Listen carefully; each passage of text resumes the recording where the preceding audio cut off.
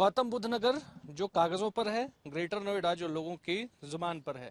ये लोग यहीं पर रहते हैं और इस बार फिर से अपना वोट डालने जा रहे हैं। कहने को तो ये शहरी मतदाता हैं और बीजेपी के कोर वोटर की तरह टैग्ड हैं, लेकिन इनको इसका कितना फायदा कितना नुकसान मिल रहा है यही लोग बताएंगे। सर, क्या नाम है आपका? मेरा नाम आलोक सिंह है। आलोक जी, ग्रेटर नोएडा में या नोएडा में इस पूरे क्षेत्र में जो बड़ी बड़ी पीछे बिल्डिंगें दिख रही हैं, इसमें तमाम लोग, खासतौर पे जो युवा हैं, वो आके बसे हैं। आप जैसे लोग हैं, आप जैसे लोग हैं, तमाम लोग हैं। बीजेपी के जो अर्बन वोटर का जो तमगा लगा है, उससे कितना फायदा कितना नुकसान हो रहा है? देखिए, ये तमगा जो है वो सांकेतिक है, और राजनीति में जैसा कहते हैं कि सांकेतिक नहीं, जो जमीन पर धरा पर होता है उसको देखा जाता है। आज भी अगर एक आम नागरिक के तौर पे अगर हम बात करें तो अंधा क्या मांगे दो आंख। हमें जो यहाँ मूलभूत सुविधाएं चाहिए इस शहर के लिए, चाहे वो अस्पताल हों, चाहे वो स्कूल्स हों, जिनकी फीस कम हो, वो आज भी हमारे इस दोनों शहरों की बात करके करें, नोएडा ग्रेटर नोएडा, दोनों में ऐसी कोई सुविधा भी है नहीं। मूलतः अगर आप देखें तो यहाँ से जो कनेक्टिविटी है दिल्ली के लिए, क्योंकि हम दिल्ली के नज़दीक हैं, एनसीआर के जोन में माने जाते हैं, तो कहने के लिए हैं जैसा मैंने आपको कहा, लेकिन एनसीआर में हम हैं नहीं, क्योंकि हमें दिल्ली पहुँचने के लिए आज भी दिल्ली दूर है वाला जो कहावत है वो हमें लगती है, क्योंकि जो कनेक्टिविटी है उसका इशू है। आप यहाँ से अगर गाज़ियाबाद जाना चाहें तो वहाँ के लिए हमारे पास साधन नहीं है। तो यहाँ पे कहने को सब कुछ है, और अगर जब आप महसूस करेंगे तो आपको ऐसा लगेगा कि बहुत चीज़ों की अभी आवश्यकता है जो यहाँ पे पूरी करनी है।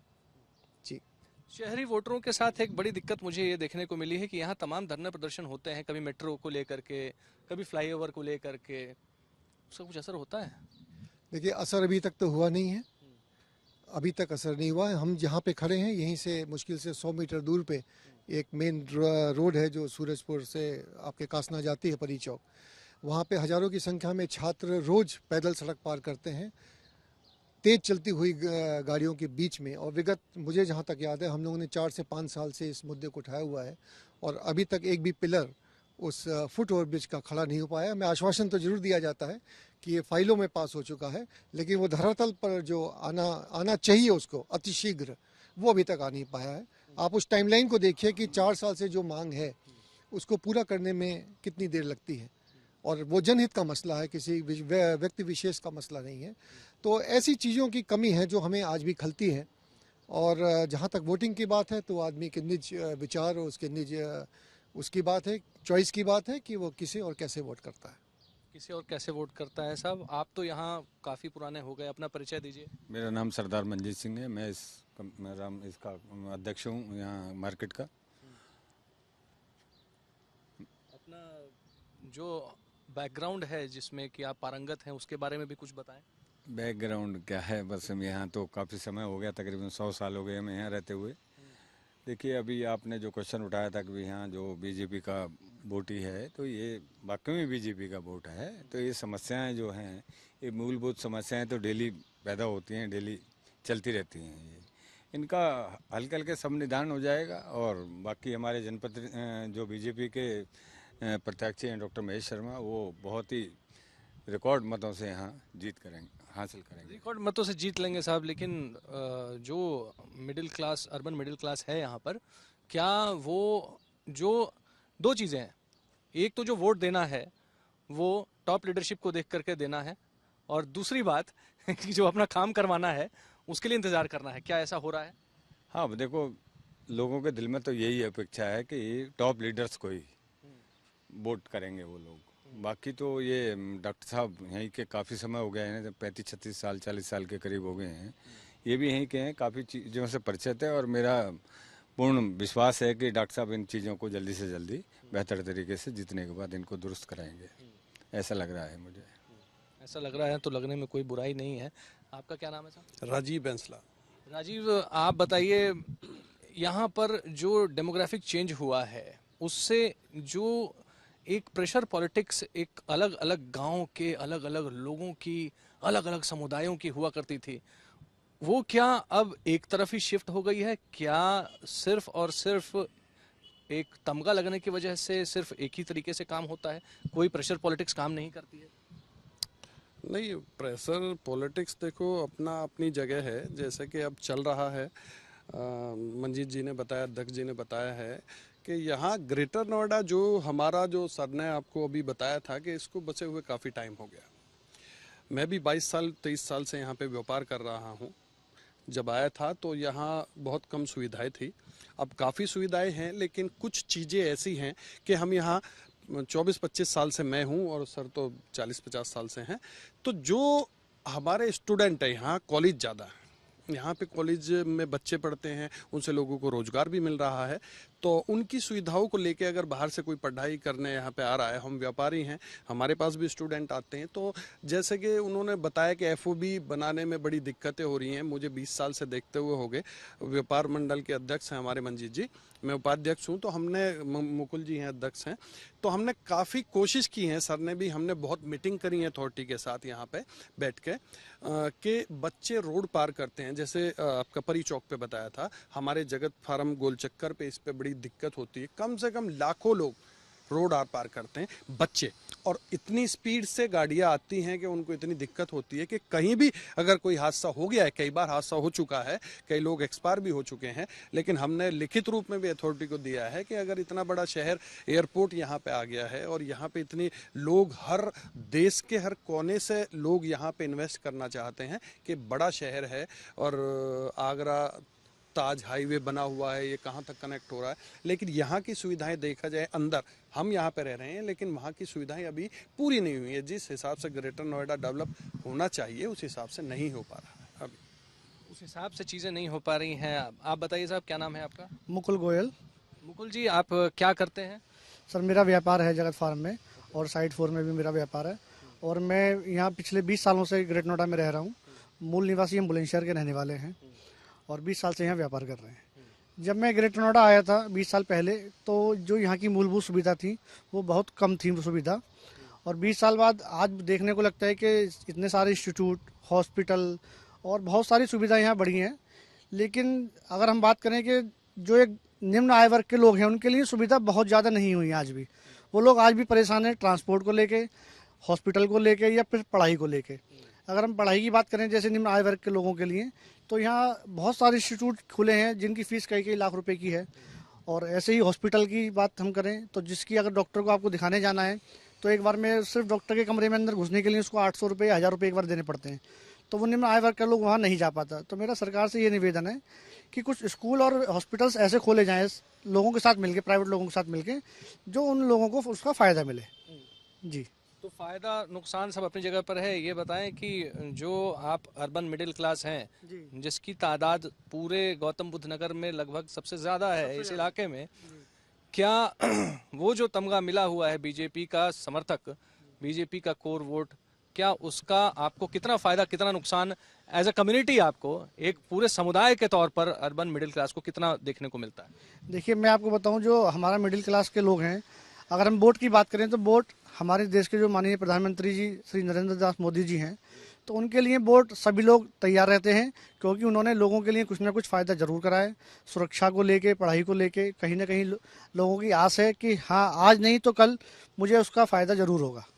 तो वो लोग इस बीजेपी से जुड़े हुए हैं और फ़ायदा उसका इस शहर में सबसे ज़्यादा बीजेपी को। कैंडिडेट जो उतारे जाते हैं उससे बहुत ज़्यादा फर्क नहीं पड़ता है अर्बन मिडिल क्लास में? मैं आपको बताऊं, कैंडिडेट्स के लिए तो मिडिल क्लास के जो लोग हैं वो उनको बहुत ज़्यादा नहीं पहचान पाते, क्योंकि वो वहाँ जा नहीं पाते, आ नहीं पाते। सिर्फ मोदी जी के चेहरे के नाम पर उनको वोट वो मिल जाती है। इस बात से सहमत है साहब, बैसला साहब? बिल्कुल सही कह रहे हैं गोयल साहब, हमारे अध्यक्ष जी ने भी कहा। तो एक्चुअली है क्या कि आज के जो हम व्यापारी लोग हैं, हम डायरेक्ट वहाँ जा नहीं पाते, कायदा ये है। लेकिन जितने भी युवा वर्ग हैं आज के टाइम में, देखिए सबको पता है राम मंदिर हो गया, राम मंदिर मुद्दा 370 का मुद्दा था, सब ये चीज़ हमें क्या चाहिए कि गुंडागर्दी नहीं होनी चाहिए। हम व्यापारी आदमी है, हमसे कोई गन पॉइंट पे पैसे छीन रहा है, कोई धमकी दे रहा है। आज के टाइम में वो 20 साल में चेंज हमने देखा है, खुद मैंने देखा है, मैं कहूँ तो अब नहीं है। हर हमारे जगत फार्म में हर आधे घंटे में कोई भी सायरन बजाता हुआ जा रहा है, यही नहीं पता पुलिस आ रही है, एम्बुलेंस आ रही है, कोई अधिकारी आ रहे हैं, हर गाड़ी में साइलेंसर लगा होता है। तो इन चीज़ों से बड़ा फायदा मिला है। और मोदी जी के नाम पे वोट इसलिए जा रहा है कि मोदी जी ने जो काम किए हैं वो सबके सामने है और अच्छे काम किए हैं, ऐसा नहीं है। तो देश हम मानते हैं कि हमारे लोग, विपक्ष कुछ कह रहा है, कुछ नहीं कह रहा है, विदेश के लोग भी इस चीज़ को मान रहे हैं कि वहाँ भी यहाँ के जो नागरिक हैं उनकी वैल्यू, उनकी इज्जत, उनकी सैलरी बढ़ गई है, उनको बहुत इज्जत के रूप में देखा जा रहा है। तो ये देश अगर का प्रधानमंत्री अगर सही नहीं होगा तो वहाँ भी हमारे लोगों पे इफेक्ट होगा। देश का प्रधानमंत्री चुनना है, लोकल कैंडिडेट से ज़्यादा इंपॉर्टेंस इस बात को दी जा रही है। आप बताइए, आपका क्या नाम है? प्रीति सिंह। प्रीति जी, आप कहाँ से आई हैं, कहाँ रहती हैं, क्या करती हैं? एक्चुअली हम बिहार से हैं, पर रहते हम बचपन से ही सूरजपुर में हैं। जब आप यहाँ पर आई हैं तो आप कुछ सपने लेकर के आई होंगी, कुछ सोच करके आए होंगे, आपके पिताजी, आपकी माताजी भी शहर में। उसमें से कितने % सपने जो हैं वो पूरे हो पाए? सपने तो देखिए 70% तो पूरे हो चुके हैं, कुछ अभी बाकी हैं और कुछ पूरे होंगे भी। उसके लिए मेहनत कर रही हैं आप? हम मेहनत कर रहे हैं। पिछले इधर जो इलेक्शंस हुए हैं, आप चूंकि इस उम्र के पड़ाव में पहुंचे कि अब आप वोट डालेंगी, तो आप बताइए क्या सोच करके आप वोट डालने जाती हैं? क्या यहाँ पर जो कैंडिडेट हैं उनसे आप खुश हैं? क्या सोच करके आप लोग समर्थन देते हैं किसी पार्टी का? देखिए, एक्चुअली कैंडिडेट को हम तो किसी को जानते नहीं, बस मोदी जी को जानते हैं। पर मोदी जी ने कुछ अच्छे काम किए हैं, कुछ अच्छे काम करते करते हमारे साथ बुरे काम भी हो जाते हैं। कुछ अच्छा होता है, कुछ बुरा होता है, पर मोदी जी के ज़्यादातर काम से हम खुश हैं, क्योंकि कुछ सुविधा हमें इतनी अच्छी भी मिली है। क्योंकि जब हम सूरजपुर में आए थे कुछ नहीं था यहाँ पे, आप गोल चक्कर से ही आप पूरा सूरजपुर देख सकते थे। अब आपको गली गली ढूंढना पड़ता है कहाँ क्या है। और सूरजपुर में आपके बैंक्स है, हॉस्पिटल हैं, काफ़ी सुविधाएं, स्कूल भी बड़े बड़े बना दिए गए हैं। पहले छोटे मोटे स्कूल थे, अब बड़े बड़े हाई स्कूल बन गए। एक्चुअली मेरी 5 साल की बेटी है और अब वो अच्छे से स्कूल में पढ़ाई कर रही है, और उस स्कूल की सुविधा से भी मैं खुश हूँ बिकॉज ऑफ मोदी। आगे का सफर, अब तो उम्र हो गई, आगे का सफर तो खैर बहुत ही कठिन है अभी, लेकिन जो हमारे बाल बच्चे हैं, जो हमारे युवा पीढ़ी है, वो यहाँ आकर एक बार सोचने को मजबूर हो गई है कि हम कहाँ आकर फंस गए। अभी तक बिल्डर्स के द्वारा जो भी हमें जो सुविधाएं मिलनी थी, स्पेशली जो रजिस्ट्रेशन वगैरह है, इसका मेंटेनेंस है, टेक ओवर है, सारे अभी तक ऐसे ही पेंडिंग पड़े हुए हैं। हमारी सोसाइटी के नहीं, बहुत लगभग सारे के साथ मोरओरस यही हाल है। तो ये बहुत ही ज्वलंत मुद्दा है कि इसको सरकार, अब तो इलेक्शन का टाइम आ गया, इसको सरकार टेकअप करनी चाहिए थी। इसको शीघ्र इसको सही दुरुस्त करना चाहिए था। जिनका पोजीशन मिल चुका है, जिनको लेटर मिल चुका है, उनको रजिस्ट्रेशन क्यों नहीं किया जा रहा है?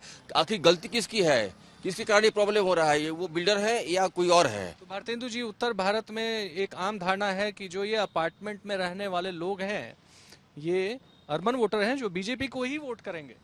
तो सर, उससे आपको कुछ फायदा होता है या कुछ नुकसान, क्या होता है? अब ये तो माइक पर कहना बड़ा मुश्किल है, लेकिन मैं ओपनली बीजेपी का सपोर्टर हूँ, खुलेआम बोलता हूँ। और मैं चाहूँ कि लोकल एमएलए आईएमपी को जो भी अभी कैंडिडेट है मैं वोट ना दूँ, लेकिन मुझे तो केंद्र में बननी चाहिए सरकार, और वो भी 400 के पार। इसलिए मुझे मजबूरी है, मुझे वोट देनी पड़ेगी। लेकिन साथ में जो शिकायत है, गिले हैं, शिकवे हैं, वो तो बोलूंगा ही। अब ये मेट्रो का काम है, पिछले 8 सालों 10 सालों से क्यों रुका हुआ है? डीपीआर तैयार हो गया, 2 बार इसका टेंडर हुआ, और ये अब जाकर हाई लेवल पे पहुंच के बातें हो रही है कि नहीं साहब, अब रूट इधर से नहीं बनेगा, उधर से बनेगा। तो भाई साहब, ये 5 साल पहले ये काम कर लिया होता आपने, वो काम कर लिया तो कम से कम 5 साल लोगों को निजात मिल गया। यहाँ हर रोज लोग शिफ्ट कर रहे हैं, हर महीने शिफ्ट कर रहे हैं, आबादी बढ़ रही है। हाँ, समस्या क्या बोला था?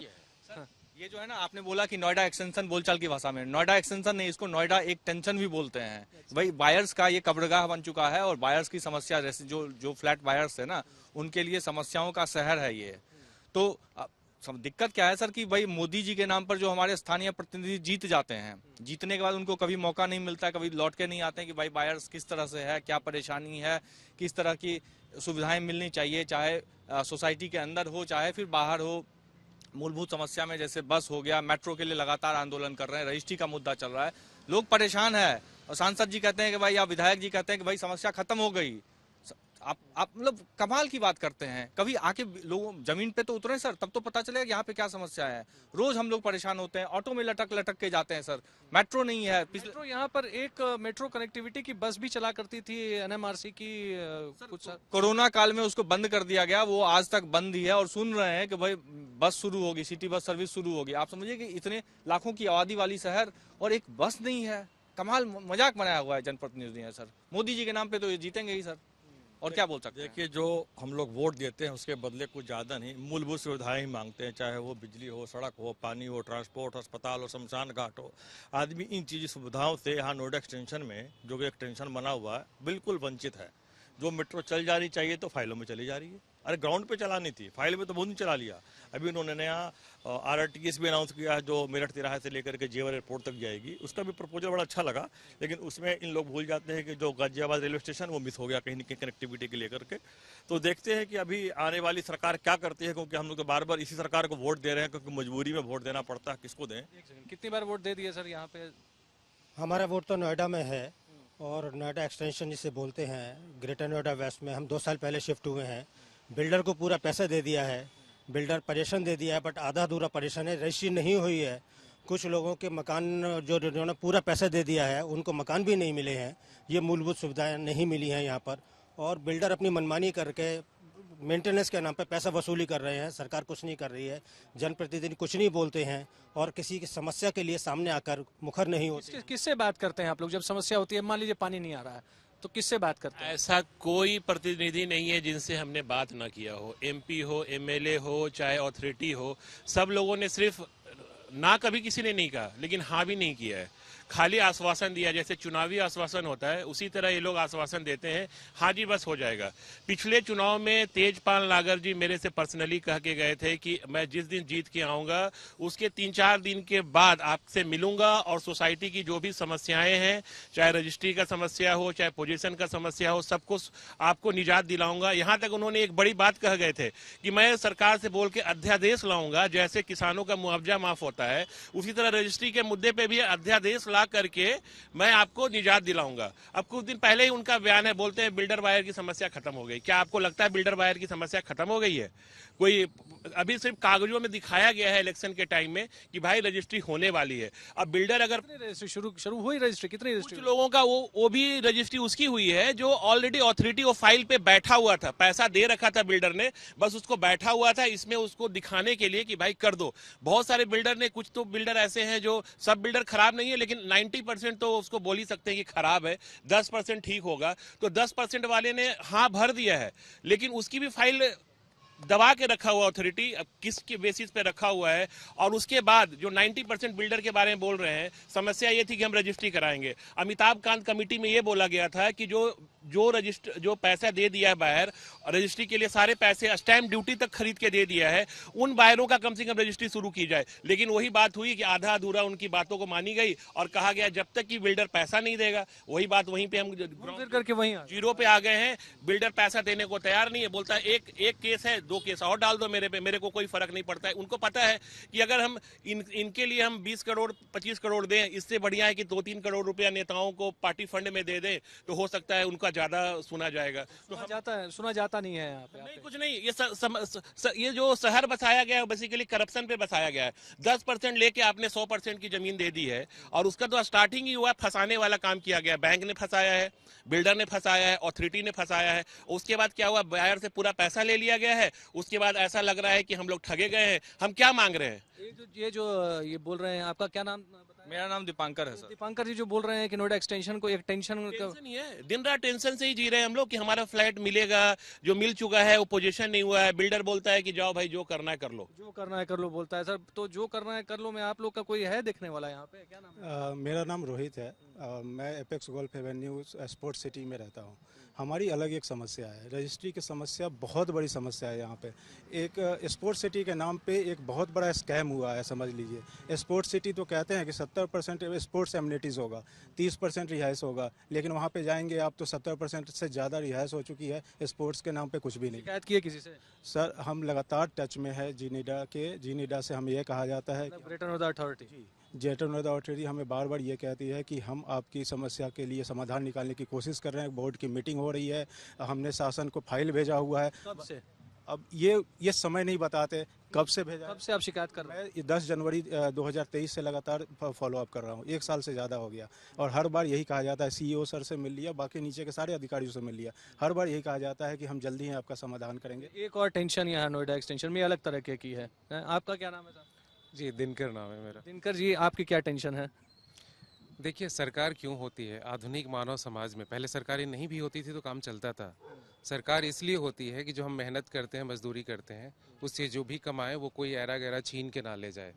इसलिए होती है कि अगर मैंने कुछ सामान खरीदा है दुकान से, तो पैसे देने के बाद दुकानदार ये ना कहे कि क्योंकि मेरा सामान कहीं और से नहीं है या मैंने पैसे नहीं चुकाए हैं तो मैं आपको सामान नहीं दूंगा। और आपके पैसे भी ना वापस करें। बिल्कुल। अगर मैंने एक वॉशिंग मशीन खरीदा दुकान से, डिलीवरी होने से पहले वो ये नहीं बोल सकता कि मैंने CNF को या कोई उसका मैन्युफैक्चरर आके मेरे यहाँ से इसलिए नहीं ले जा सकता कि उस दुकानदार ने नहीं चुकाया है। मैंने बिल्डर का पैसा चुकाया, मैंने अथॉरिटी या सरकार का स्टाम्प ड्यूटी चुकाया, मेरी रजिस्ट्री क्यों रुकी है? मेरा मालिकाना हक बनता है ना। अगर मैंने पैसे दिए और मालिकाना हक नहीं मिला, इसका मतलब सरकार है या नहीं है, क्या फर्क पड़ता है? और ऐसी सरकार को तो बिल्कुल दोबारा नहीं आना चाहिए। क्या बता रहे हैं आप? तो यहाँ कुछ काम हुआ जब से यहाँ पे ये बसा है एक्सटेंशन तक से? अगर फुट ओवर ब्रिज बना, अगर कोई भी सांसद या विधायक बिना गूगल मैप लगाए मेरी सोसाइटी तक पहुंच जाए तो मैं उनको वोट दे दूंगा। इतनी मुश्किल है? उनको पता ही नहीं है कहाँ पे है, क्या समस्या है। आप यहाँ से आए हैं, सफाई का आलम देख लीजिए। रात को स्ट्रीट लाइट नहीं चलती है, रोड पे गड्ढे होते हैं। शिकायत कहाँ करते हैं हम? अथॉरिटी का ऐप है, कर दिया, उन्होंने ठीक कर दिया तो ठीक कर दिया, अदरवाइज सांसद या विधायक को कोई मतलब नहीं है इस क्षेत्र से। लेकिन जो यहाँ पर लोग हैं वो तो कह रहे हैं कि वोट तो हायर अथॉरिटी के नाम पे पड़ता है, देश के जो PM बनाने हैं उनके लिए वोटिंग करेंगे तो उससे बहुत ज़्यादा फर्क तो पड़ेगा नहीं।